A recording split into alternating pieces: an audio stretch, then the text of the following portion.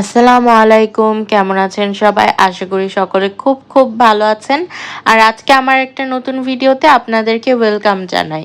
আজকে এই ভিডিওতে দেখাবো আমার একটা মিনি ব্লগ। আর এই মিনি ব্লগে আমি একটা রেস্টুরেন্টে খেতে গেছিলাম আমার প্রিয় মানুষদের সাথে, এবং তাদের সাথে খেতে গিয়ে কি কি করেছি, কি খেয়েছি, ইচ অ্যান্ড এভরিথিং থাকছে এই ভিডিওতে।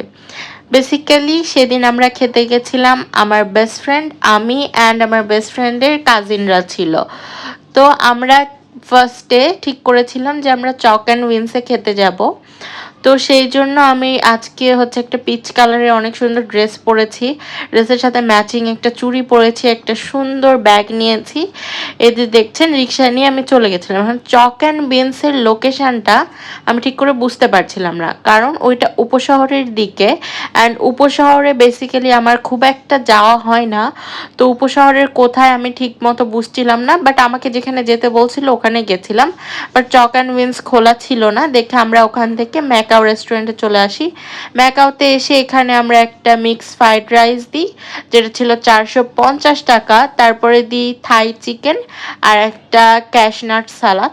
খাবারগুলো টপ নচ ছিল, আমি কখনোই বলবো না যে খাবার খারাপ। দাম, হ্যাঁ ঠিকই বলেছেন, দামটা অনেক বেশি, বাট দাম হিসেবে খাবারটাও অনেক।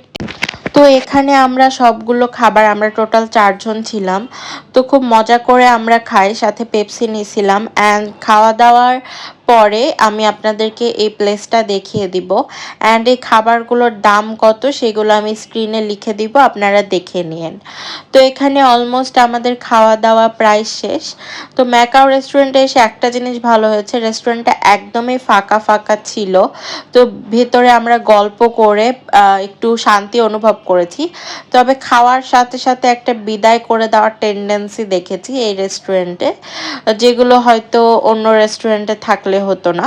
তো যাই হোক, এখানে আমরা খুব সুন্দর টাইম স্পেন্ড করলাম, দেন হচ্ছে বিলটা পে করে আবার ডিরেক্ট বাড়িতে চলে আসলাম। তো এই তো ছিল আমার ম্যাকাও রেস্টুরেন্টে খাওয়ার এক্সপিরিয়েন্স, ইচ অ্যান্ড এভরিথিং আপনাদের সাথে শেয়ার করলাম।